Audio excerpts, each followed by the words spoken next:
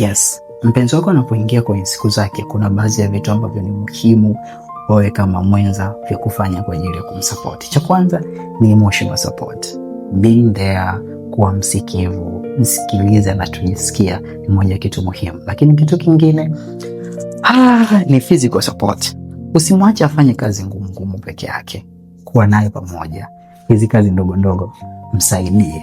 Hiyo itakuwa ni moja kitu muhimu sana. Lakini kingine muhimu kabisa ambacho unatakiwa kukifanya, msaidie kupata vile vitu ambavyo anavihitaji. Mnunulie pedi, mnunulie vitu ambavyo anavicrave, yani anavihitaji kwa kipindi kile. Anapenda vitu vitamu, chocolate, hakikisha zinapatikana, vitu vingine ambavyo yeye atakuwa anavihitaji.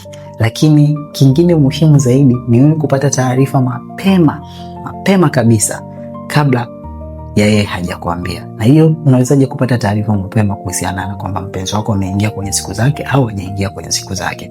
Ni kukutumia application yetu ya Tanzmed, ambapo utapata notification mara tu anapoingia siku zake, na wewe itakusaidia wewe kuwa mwenza ambaye anamsupport kwenye hii safari yake ya siku zake za hedhi. Sasa what are you waiting for?